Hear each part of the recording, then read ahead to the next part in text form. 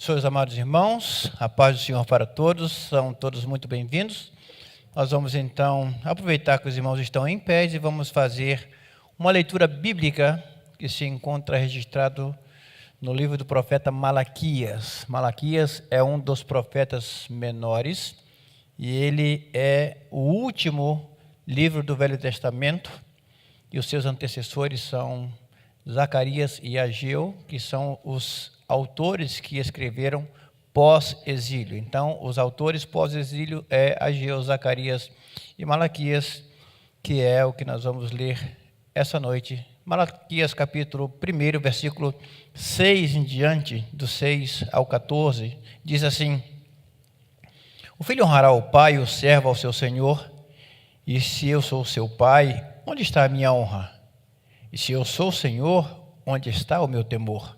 Diz o Senhor dos Exércitos a vós, os sacerdotes, que desprezais o meu nome, dizeis: em que desprezamos o teu nome? Ofereceis sobre o meu altar pão imundo, e dizeis: em que te havemos profanado? Nisto que dizeis, a mesa do Senhor é desprezível. Porque quando trazeis animais cegos para sacrificardes, não faz mal? E quando ofereceis o coxo ou o enfermo, não faz mal? Ora, apresenta-te ao teu príncipe, e terá ele agrado em ti? Ou aceitará ele a tua pessoa? Diz o Senhor dos Exércitos. Agora, pois, suplicai a favor de Deus, e ele terá piedade de nós. Isso veio da vossa mão, aceitará ele a vossa pessoa? Diz o Senhor dos Exércitos. Quem há também entre vós que feche as portas, e não acenda debalde o fogo do meu altar? Eu não tenho prazer em vós, diz o Senhor dos Exércitos, nem aceitarei da vossa mão a oblação. Mas desde o nascente do sol até o poente, será grande entre as nações o meu nome.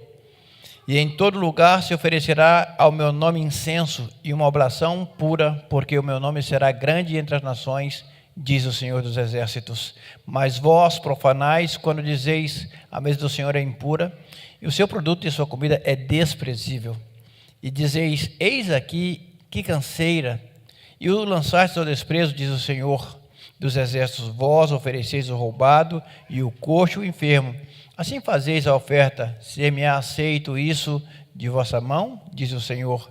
Pois maldito seja o enganador, que tendo animal no seu rebanho, promete e oferece ao Senhor uma coisa vil, porque eu sou o grande rei, diz o Senhor dos Exércitos, o meu nome será tremendo entre as nações. Senhor, te damos graças porque o Senhor é bom, a sua misericórdia dura para sempre. Te louvo por essa palavra, por essa meditação, por esse tempo que estamos diante de ti. Eu sei que a tua palavra, Senhor, ela consola, edifica e exorta, e nós queremos ser exortados, consolados e edificados. Fala aos nossos corações essa noite e receba toda a honra, toda a glória e toda a adoração em nome de Jesus Cristo. Amém. Os irmãos podem tomar assento. Esse livro de Malaquias é o último livro do Velho Testamento. E a última palavra que está escrita nesse livro é bem simbólica, porque ele termina o livro dizendo maldição. Veja então que o Velho Testamento, a última palavra do livro do Velho Testamento, encerra-se com essa palavra forte, que nós abominamos e demoramos a entender o seu conceito e a sua aplicação. Essas profecias elas foram escritas 100 anos depois de Zacarias e Ageu. Vocês sabem que Israel sofreu 2 exílios. E Zacarias, agora quando escreve, ele tem o objetivo de repreender os exilados que estão voltando a não praticarem os mesmos pecados que os levaram à ruína e à destruição. Malaquias é o último livro do Velho Testamento e o último dos 12 profetas menores, de um total de 12 profetas menores, né? E esse livro ele tem apenas 4 capítulos e 55 versículos. E o tema desse livro se baseia nas acusações de Deus contra Israel, que se recusa a reconhecer que Deus os está acusando legitimamente. Quando você lê isso aqui, você fica horrorizado, porque são acusações duras, pesadas, vindas da parte do Senhor. E ele, cada vez que ele faz uma acusação e diz: assim diz o Senhor dos Exércitos. E Deus faz 14 acusações. E o interessante é que Israel, por 10 vezes, responde e sempre com rebeldia.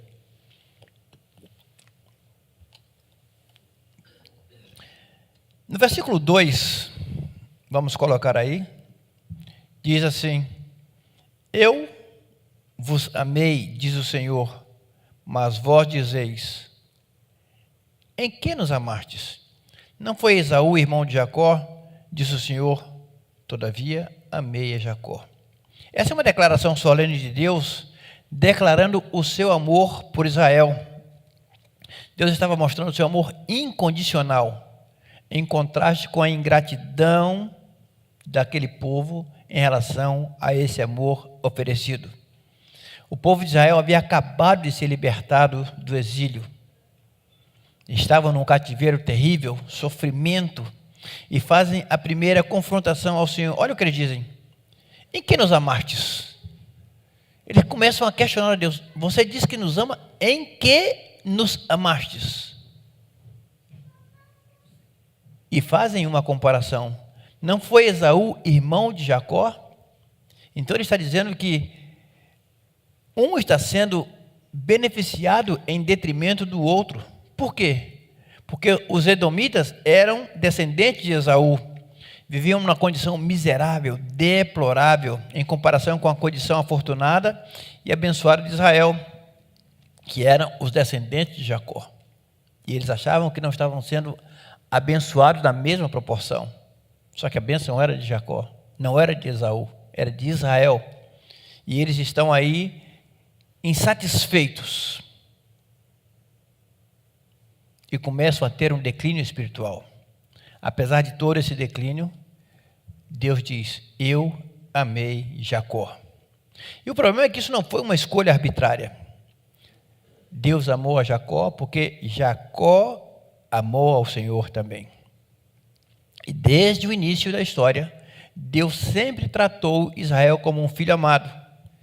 Tirou do Egito, protegeu, se revelou de maneira sobrenatural a ele. Reparem que Malaquias conquista a atenção dos sacerdotes. Ele usa duas expressões, né? Ele diz: o filho honrará o pai e o servo ao seu senhor. Isso está registrado no versículo 6. Então, a primeira relação envolve afeição e a segunda, respeito. Mas os sacerdotes não demonstravam nem amor e muito menos respeito. O tema dessa mensagem é o perigo da falsa adoração.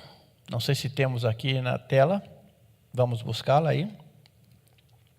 É um tema bem sugestivo. O perigo da falsa adoração é o tema que nós vamos pregar essa noite. E eu quero que os irmãos guardem essa mensagem nos vossos corações, a fim de que nós possamos abstrair alguns ensinamentos acerca do que é a verdadeira adoração.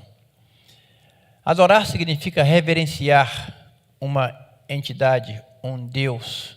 O problema é que nós sabemos que as pessoas adoram diversos deuses, adoram da sua forma. E lembre-se de uma coisa: a finalidade principal do ser humano é glorificar a Deus. Nós estamos aqui para glorificar a Deus. Deus precisa da nossa adoração? Não. Deus depende da nossa adoração? Não. Se nós não adorarmos a Deus, vai haver alguma mudança no status quo do Senhor? Não.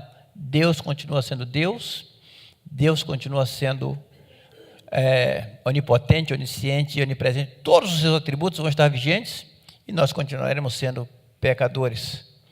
Então a adoração vem antes da missão, porque Deus vem antes do homem. E o problema é que esses homens, de acordo com Malaquias, estavam praticando um culto deturpado, decadente. Deus não estava recebendo aquele culto. É óbvio que nós já fomos em alguns cultos em que nós olhamos para a nave da igreja e dizemos: uau, que culto é esse? será que Deus está recebendo esse culto, essa adoração? Porque nós começamos a olhar as coisas que não estão em consonância com a palavra de Deus. As atitudes, as condutas, a forma de adoração, a irreverência reinante no ambiente sacro, as pessoas tratando o local como se fosse um mero ambiente social. Deus não está em certas igrejas. Deus não participa de muitos cultos faz muito tempo em muitas igrejas. E quem é o grande responsável por isso aí?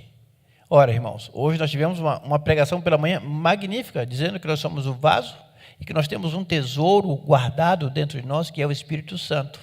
Repare que esse vaso, ele tem as suas características. Ele é de barro, ele é frágil, mas ele guarda um tesouro. É assim que a Bíblia diz. Vamos ao versículo 6 e 7, que diz assim: o filho honrará o pai e o servo ao seu senhor. E se eu sou o pai, onde está a minha honra? E se eu sou o Senhor, onde está o meu temor? Diz o Senhor dos Exércitos. A vós, servos e sacerdotes, que desprezais o meu nome, dizeis: em que desprezamos nós o teu nome? Oferecerei sobre o meu altar pão imundo, e dizeis: em que te havemos profanado? Nisso que dizeis, a mesa do Senhor é desprezível. Quando é que nós profanamos o culto ao Senhor? Eles estão fazendo uma pergunta. Onde é que temos profanado? Onde é que temos se considerado desprezível? As pessoas estavam trazendo o pior dos animais para serem sacrificados, para serem oferecidos a Deus. Animais coxos, doentes, animais horríveis até de se ver, e levavam para ser sacrificados, e eram sacrificados. O problema é que o sacerdote tinha que fazer a triagem do sacrifício. O sacerdote também se alimentava de resto do sacrifício, porque era uma lei levítica que lhe outorgava fazer parte do ritual e se alimentar de partes daqueles sacrifícios. Mas ele não estava mais se importando com isso. Ele simplesmente aceitava qualquer tipo de sacrifício. Com essa atitude, Deus estava sendo insultado, vilipendiado, e os sacerdotes não diziam nada. Vocês já imaginaram, você vir a um culto aqui e acontecer toda sorte de anomalias espirituais e religiosas, em que as pessoas dizem: não, nós estamos adorando a Deus. Eu vi um vídeo uma vez que um rapaz, num culto espiritualizado demais, disse que estava cheio do Espírito Santo e começou a dançar capoeira, que é uma luta tradicional que tem no Brasil, e dava voltas com as pernas em pleno púlpito. E ninguém disse nada. Aquilo já estava virando normal. Aquilo não afetava mais a igreja, nem os sacerdotes, e todos achavam aquilo absolutamente normal. E os sacerdotes faziam isso porque eles estavam preocupados com eles próprios, apesar de estarem se alimentando de partes do sacrifício que não se fazia nem menção a eles. Esses sacerdotes estavam muito distantes de Deus. Irmãos, a igreja, ela pertence ao Senhor. Os sacerdotes pertencem ao Senhor. Deus cuida do sacerdote e Deus cuida das ovelhas. Não pode haver diferença entre o que eu prego e entre o que eu vivo, entre o que vocês escutam e o que vocês praticam. Qualquer palavra, qualquer conduta minha que seja diferente do que está na Bíblia, não sou um sacerdote legítimo. Não estou fazendo o que Deus manda, determina que eu faça, porque alguma coisa está se modificando. Então, o que é que isso identifica? Que esses sacerdotes estavam distanciados de Deus. Quando eu falo sacerdote, eu não falo somente da figura de um pastor que se posiciona num púlpito para pregar a mensagem. Eu falo do sacerdote do lar, que tem o dever espiritual e o dever moral de cuidar da sua casa e da sua família. Eu falo do sacerdote trabalhador, que quando chega no seu ambiente de trabalho, tem que dar um bom testemunho. Eu falo do sacerdote amigo, que quando está em uma conversa com amigos, em uma roda de amigos, Posiciona-se como servo de Deus, não como um sacerdote decadente que não consegue expressar uma palavra que glorifique o nome do Senhor. Se promiscui, se mistura.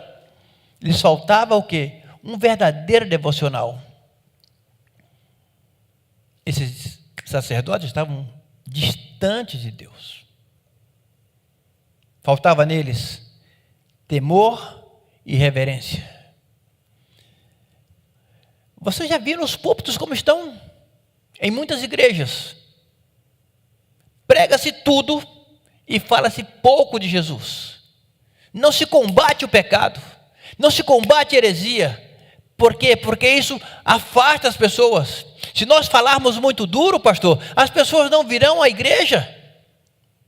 Se você não falar muito duro, se você não pregar as verdades bíblicas, você vai ver as consequências não hoje, no futuro. Nós vamos produzir uma geração que não teme ao Senhor. Nós vamos produzir uma geração que não vai gerar discípulos, que não vai dar frutos. Por quê? Porque nós estamos omitindo a verdade. Os nossos cultos têm que ser espirituais na pessoa de Jesus Cristo. Irmãos, olha, culto repleto de Espírito Santo e ausente de Jesus está errado. A função do Espírito Santo é que Jesus seja glorificado. Algumas igrejas estão espiritualizando tanto, tem tanto Espírito Santo e não se fala uma palavra sobre Jesus. Que culto é esse? Que sacrifício é esse? Ausência de temor, oferecer um culto de qualquer maneira. Não se oferece um culto a Deus de qualquer maneira. Se você fizer um jantar na sua casa, você vai fazer o melhor prato, você vai arrumar a melhor mesa, você vai colocar o seu melhor talher para receber o seu convidado. E por que chega nas igrejas? Tem que ser de qualquer maneira. Desorganizado, sem temor, sem reverência a Deus. Hoje eu me alegrei muito quando o pastor Marcelo disse: estou ouvindo o barulho de alguém buscando na Bíblia. Porque estamos tão eletrônicos atualmente, que as nossas Bíblias cabem no bolso e nós não nos preocupamos mais em trazê-la para os púlpitos. Que culto é esse que estamos praticando? Por que aquele culto tinha problemas?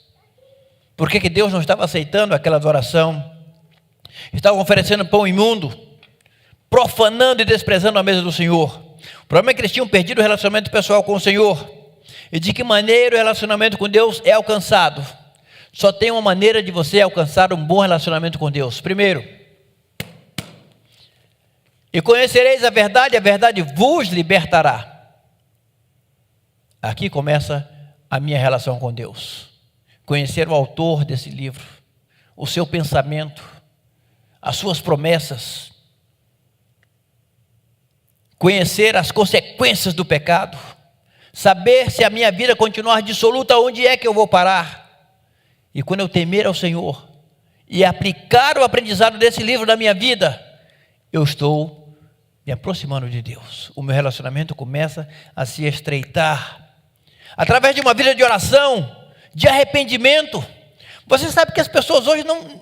A palavra arrependimento está banida de muitas igrejas. Basta ter remorso, não faça mais. E acabou, não. Arrepender-se, irmãos, é a sua alma sentindo o mal que você fez para o outro. Porque tudo que você faz para alguém, você está afetando a santidade de Deus. Ninguém peca contra o seu irmão sem antes pecar contra Deus. E isso não faz com que nós tenhamos um relacionamento pessoal com Deus. Leve uma vida santa. Procure agradar a Deus. Irmãos, esse país aqui, ele infelizmente nos rouba, nos arrebata da presença de Deus com a abundância de bem que nos oferece. Nós não precisamos de prática. Tem pessoas que dizem: eu não preciso de Deus aqui na América. Ele não passa fome, ele tem emprego o tempo todo, ele tem tudo aqui. Nos países menos favorecidos, preciso de uma bênção, o que eu vou fazer? Vou orar a Deus. Preciso de comprar um carro? Vou orar a Deus. Aqui não. Você trabalha uma semana, chega no final da semana, você compra o que você quer. Por que as pessoas às vezes estão ausentes do temor de Deus? Porque não tem relação de dependência do Senhor. Quando você não tem relação de dependência com Deus, você oferece um culto que não agrada ao Senhor, oferece a sua maneira. Chega a hora que quer, vem o dia que pode e faz de acordo com o seu coração. Não faz segundo a vontade de Deus. Levar uma vida santa, buscar como agradar a Deus, fugindo da aparência do mal, guardando os seus lábios para não pecar contra Deus, fazendo tudo aquilo que o Senhor não se agrada e que você tem que fazer para agradar ao Senhor, sem que a santidade de Deus seja comprometida. Esses sacerdotes tinham se tornado mais profissionais e sem fidelidade a Deus. Tinham se corrompido moral e doutrinariamente. Escute bem, se na sua igreja a salvação estiver atrelada a obras da carne, eu te aconselho que você vá ler o livro de Romanos, para você entender os princípios da justificação pela fé e salvação mediante a graça.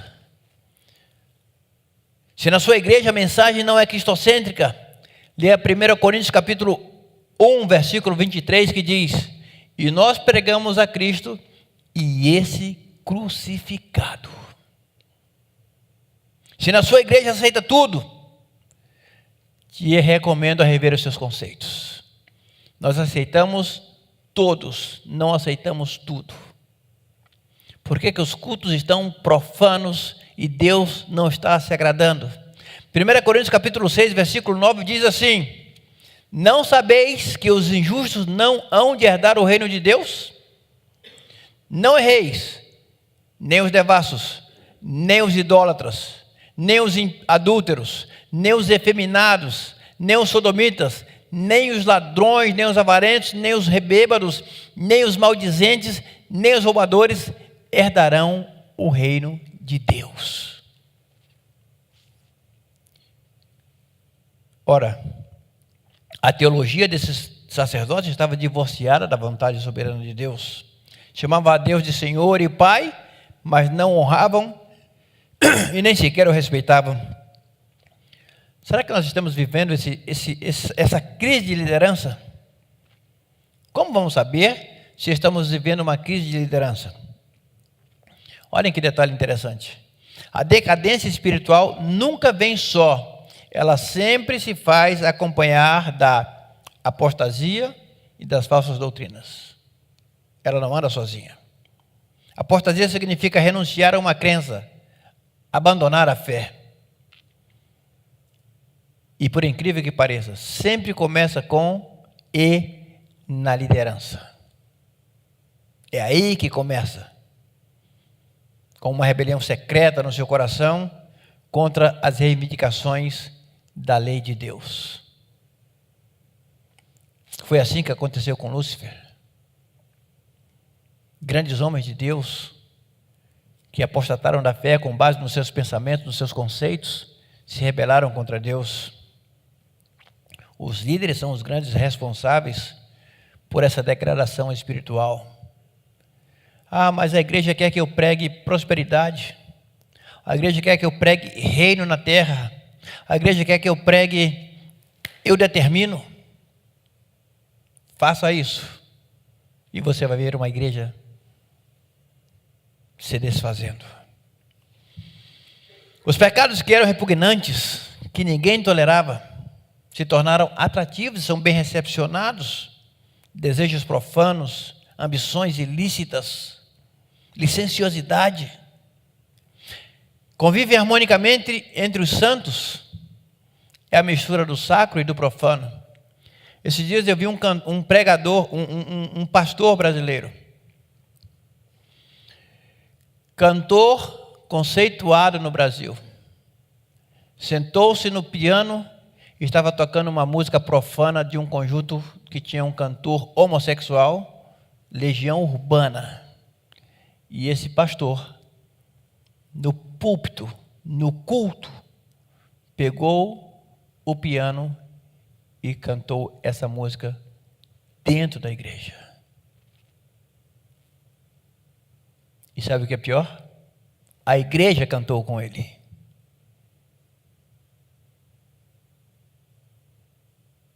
A igreja queria mais. Esse pastor casou-se 3 vezes. Deve estar correndo para o 4º casamento.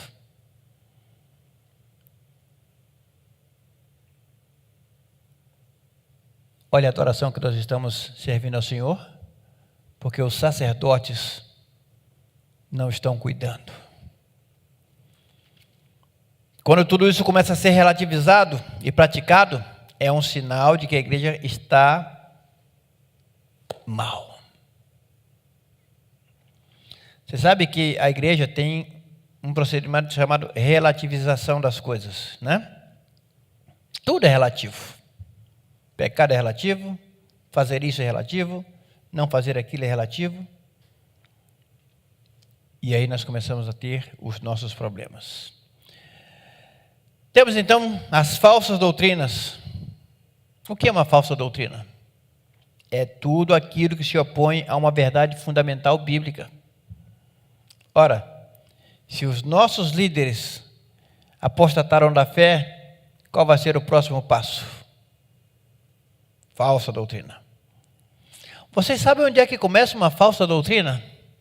Começa nos nossos seminários, onde homens ufanados pelo saber, cheios de vaidade, donos de si, do conhecimento, desprezam a hermenêutica, a exegese e a homilética e aplicam seus pensamentos divorciados da inspiração do Espírito Santo.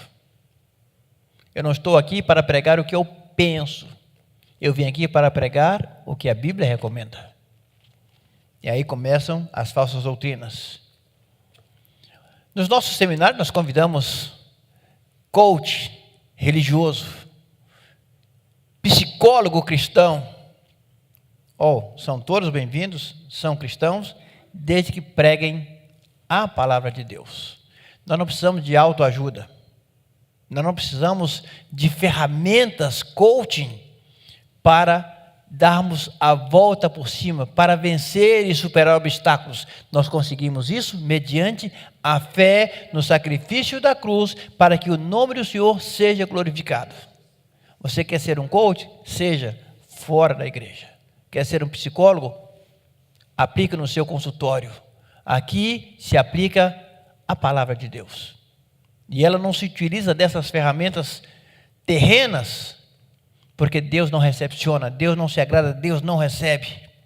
Depois que essas pessoas pregam essas doutrinas, elas finalmente se alastram na igreja, asfixiando e matando a igreja pouco a pouco. Vítimas de um sacerdócio comprometido. Irmãos, prestem atenção. Existe igreja para todos os gostos. Você não é obrigado a assistir culto aqui no Centro Cristiano de Cape Coral. Você tem liberdade de buscar a qualquer igreja que pregue a Cristo e esse crucificado. Se você encontrar uma igreja que siga essa Bíblia, fique nela. Se você está numa igreja que não tem falsas doutrinas, que se combate a heresia, que se combate o pecado, que se prega arrependimento, não saia dela. Não vá para uma igreja que tenha movimentos. Não vá para uma igreja que tenha uma multidão de pessoas querendo ficar ricas com o culto da prosperidade, que querem ser sanadas das suas enfermidades com um eu decreto. E por que isso acontece? Porque nós estamos perdendo e estamos tendo uma grande crise de liderança. Ora, os antepassados respeitavam a lei. Êxodo capítulo 12, versículo 25 e 26 diz assim: E acontecerá que quando entrares na terra que o Senhor vos dará, como tem dito, guardareis esse culto. E acontecerá que, quando vossos filhos vos disserem: Que culto é esse vosso? Ou, o que ele estava dizendo? Vai chegar um dia que uma nova geração vai estar cultuando o meu nome. alguém vai perguntar: que culto é esse vosso? Porque o exemplo do culto estava exatamente aqui, a forma e o modelo e o padrão que Deus deu para o seu povo. Eu tenho 61 anos. Faço parte de uma geração que já está indo embora. Eu faço parte de uma geração que sofreu com os dogmas da religião. Nós não podíamos jogar futebol, nós não podíamos assistir televisão, nós não podíamos andar de bermudas, nós não podíamos andar sem camisa. Nós éramos prisioneiros da religião. Eu faço parte de uma geração em que as moças não podiam se maquiar, usar joias, calças compridas. Isso era considerado vaidade. Cortar cabelo. Eu faço parte de uma geração que, quando cometia um pecado, ele era execrado publicamente nos nossos púlpitos, sem sequer ter a oportunidade de assistir um culto público. Quando nós éramos disciplinados, nós não éramos permitidos entrar nos cultos, porque estávamos em pecado. Essa foi a geração pela qual eu passei a minha juventude. Não tínhamos liberdade cristã, nada era permitido, tudo era proibido. Mas por que eu quero me referir a esses episódios tão negativos? Estou me referindo a ela para dizer que eu venci, que eu consegui. Não somente eu, mas muitos jovens da minha época são pastores hoje. Muitos homens que passaram por aquele tempo estão aí pregando a palavra de Deus. Eu quero dizer que eu faço parte de uma geração que passava o que passava, nós continuávamos pregando a Cristo esse crucificado. Nós continuávamos evangelizando nas ruas. Nós tínhamos sede de Deus, de aprender a sua palavra. Nós queríamos fazer a coisa certa. E agora, essa geração despreza o Senhor. Olha o que eles fazem. Pedem uma prova de amor a Deus. Versículo 2, a parte B, eles dizem: em que nos amastes?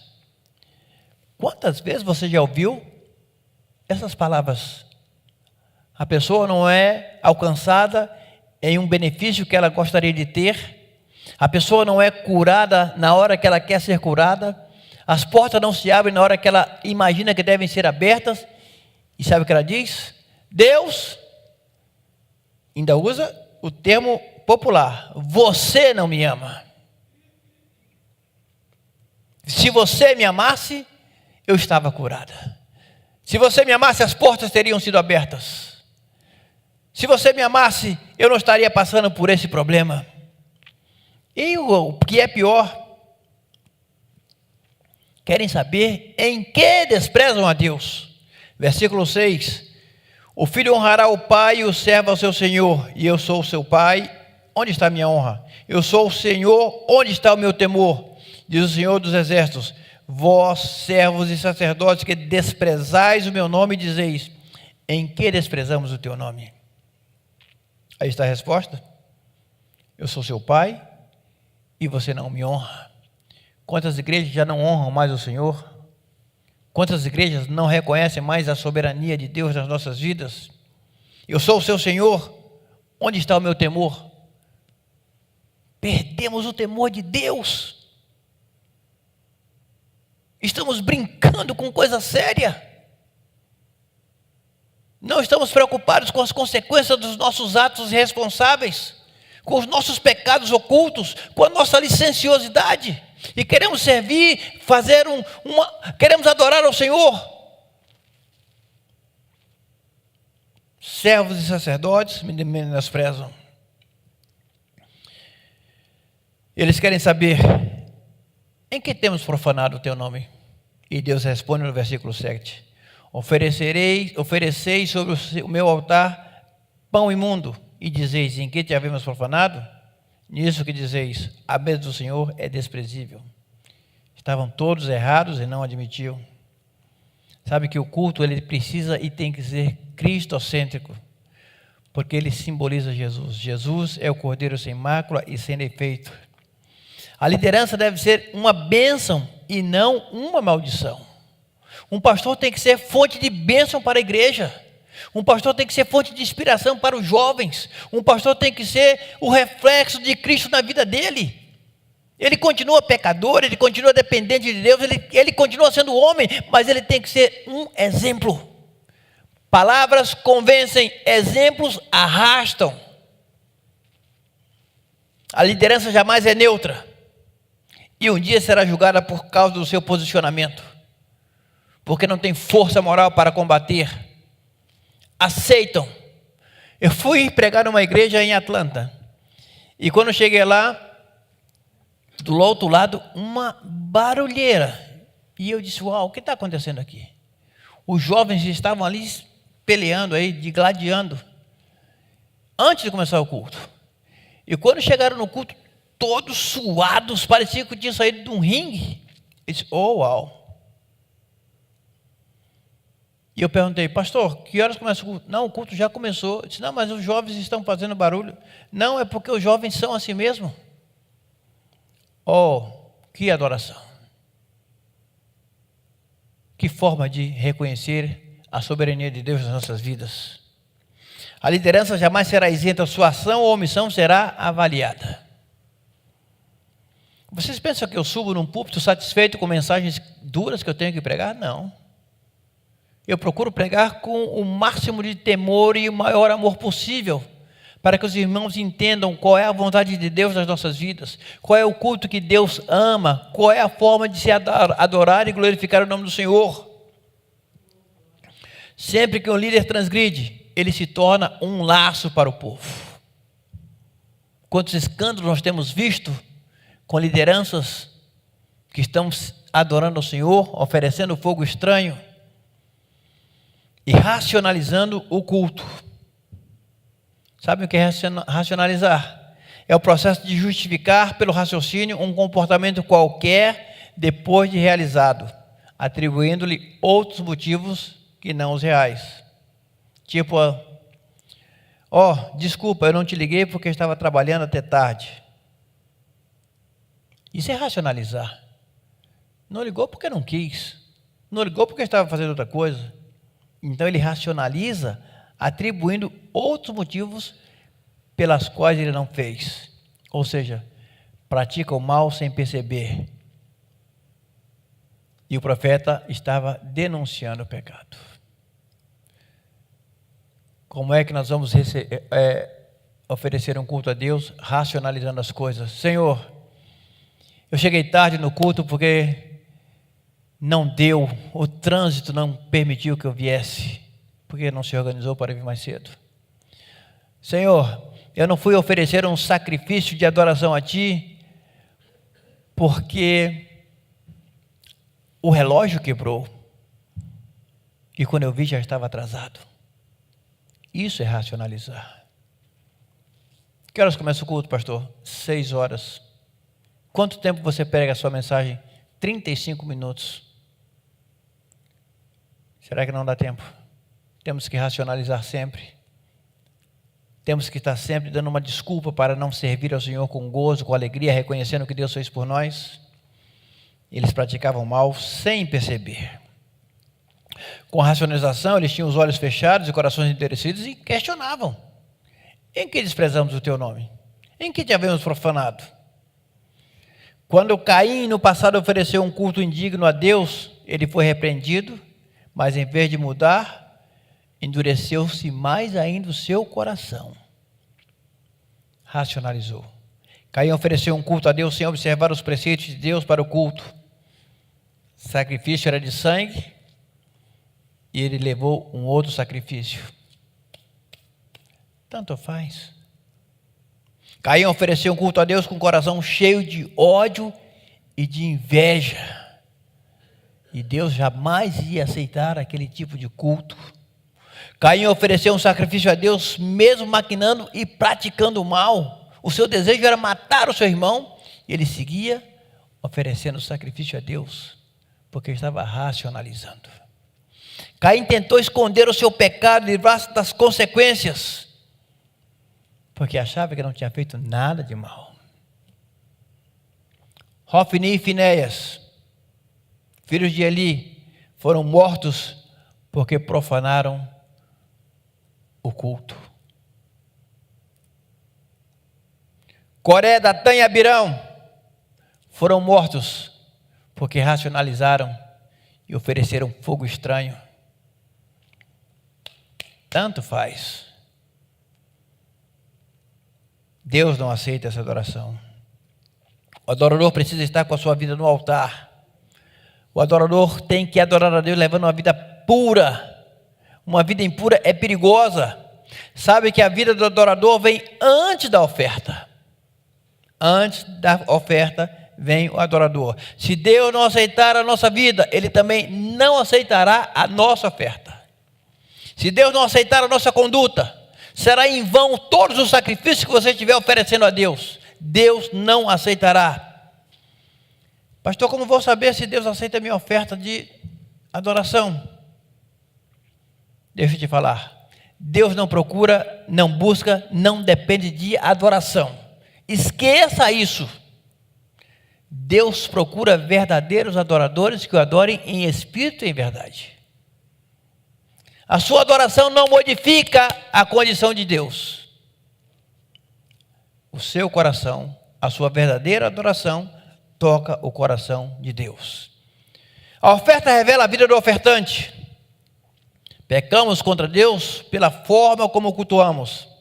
Irreverentes, superficiais, às vezes até levianos. Quando a oferta ou a adoração está ausente dos elementos de uma verdadeira oração, Deus não vai aceitar. Sabe que Deus não aceita nada menos do que o melhor? Deus não necessita de resto. Escute bem isso. Ofereça para Deus as primícias, nunca o resto. Os sacerdotes estavam trazendo para Deus animal cego, dilacerado, defeituoso. Chegaram ao ponto de trazer carniça para Deus. Se você pensa que para Deus qualquer coisa serve, você está equivocado, enganado. Isso é retribuir o amor de Deus com descaso. O versículo 9 deixa claro que Deus não aceita nada menos do que o melhor. Versículo 9. Agora, pois, suplicai o favor de Deus, e Ele terá piedade de nós. Isso veio da vossa mão. Não aceitará Ele a vossa pessoa? Diz o Senhor dos Exércitos. Isso quer dizer que Deus não pode ser enganado por seus adoradores. Você diz que está servindo o melhor e às vezes você está dando o pior.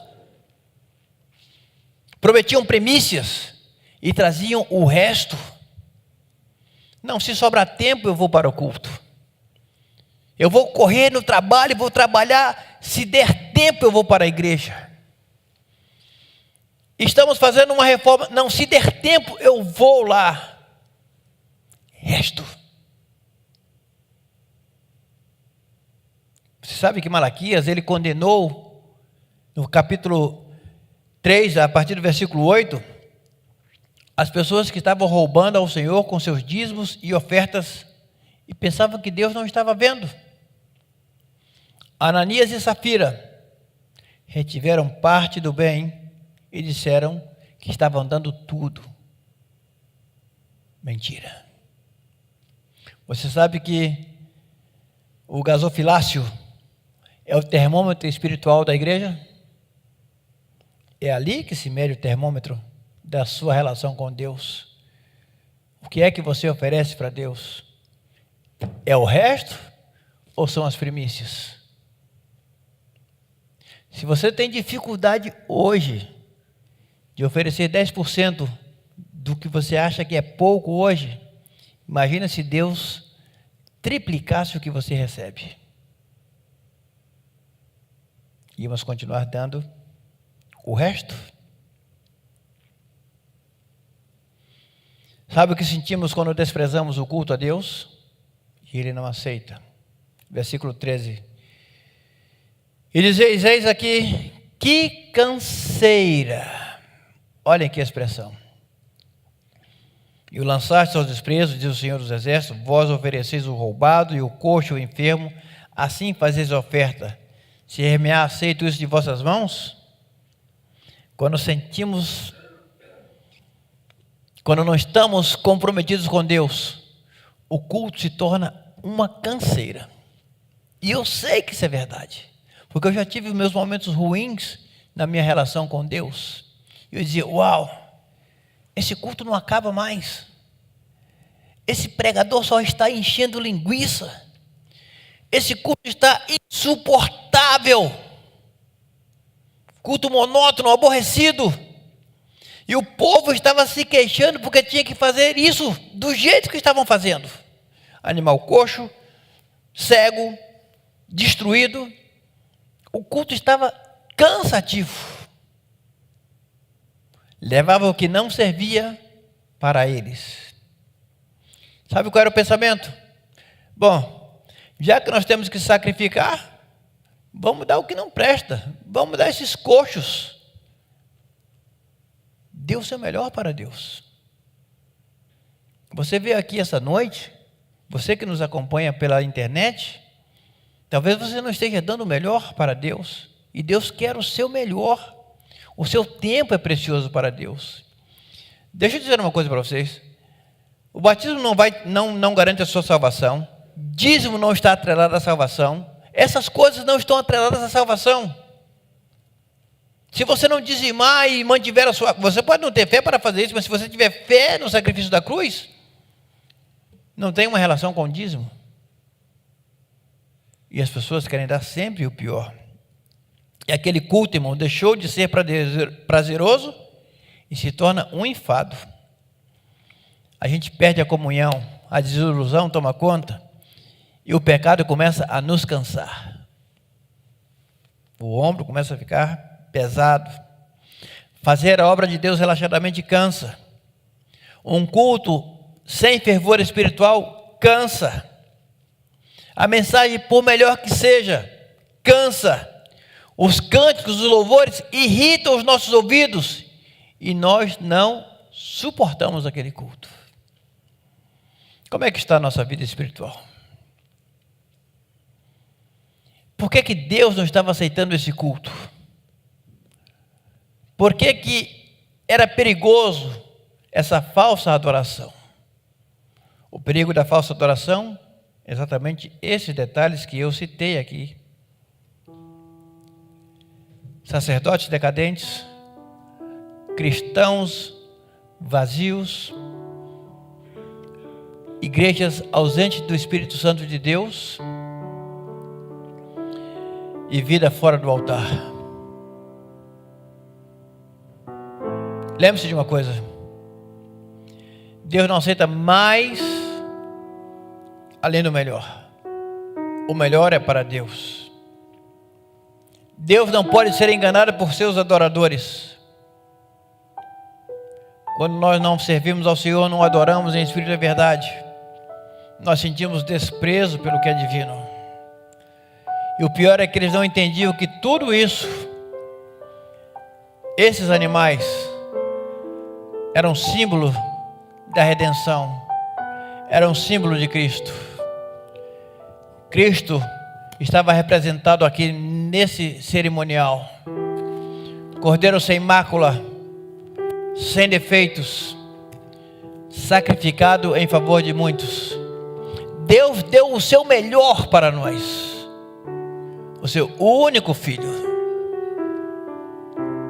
Ele fez um culto de adoração com o melhor que ele tinha para oferecer para a humanidade, o seu filho.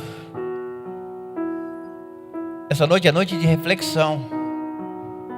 Nós temos que entender que a nossa adoração tem que agradar a Deus, não aos homens. Nós temos que entender que nós temos que oferecer o melhor para Deus, porque Deus fez o melhor por nós. Talvez você fique pensando, mas uau, o que eu preciso fazer para ser um verdadeiro adorador? Nada. Creia no sacrifício da cruz. Não tente fazer uma auto-reforma que você jamais vai conseguir. Deixe o Espírito Santo trabalhar na sua vida, no seu coração. Ele vai mudar as suas atitudes, o seu pensamento, o seu tempo. você vai ver e Deus vai receber. A falsa adoração, ela é uma abominação aos olhos do Senhor. Por isso essa noite nós queremos oferecer a Deus uma verdadeira adoração. E eu sei que você veio essa noite para adorar ao Senhor em espírito e verdade. Você veio, Jesus recebeu, Jesus Cristo foi glorificado por intermédio do louvor e da pregação da palavra. O Senhor foi glorificado em todos os momentos aqui durante o culto, porque nós tememos a Deus e queremos ver o seu nome sendo glorificado. Quero te convidar a se colocar de pé e queremos orar por você essa noite, você que nos ouve. Que Deus possa te abençoar da mesma forma que nós fomos abençoados. E nós vamos louvar ao Senhor enquanto ministramos na sua vida. Eu quero que você louve ao Senhor com mais esse louvor essa noite.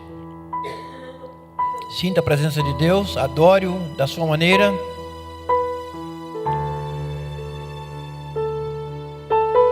Deus está no nosso meio.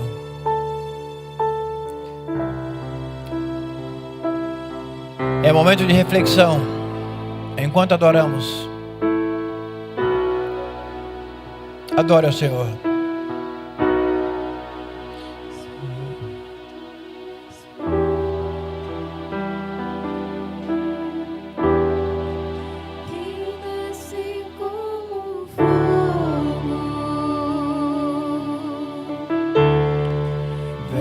Como em Pentecostes,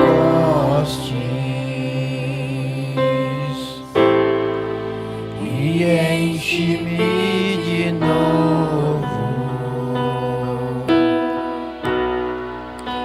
Espírito, Espírito, que desce como fogo. Vem como em Pentecostes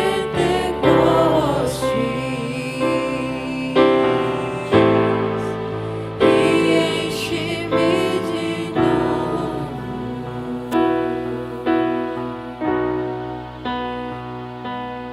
Senhor, te damos graças por mais um culto de louvor e adoração.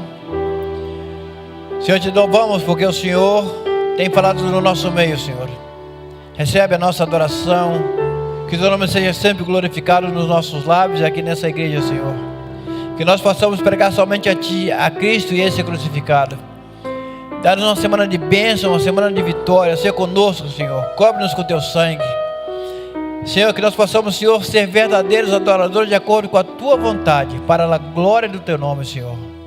Te pedimos, ó Pai, despede-nos em paz. Dá-nos uma semana de bênção e de vitória. É a nossa oração em nome de Jesus Cristo. Amém, amém e amém. Que a graça do nosso Senhor Salvador Jesus Cristo, o amor de Deus, nosso Pai, a comunhão, a consolação do Espírito Santo esteja com todo o povo. E todos digam: eu adorarei.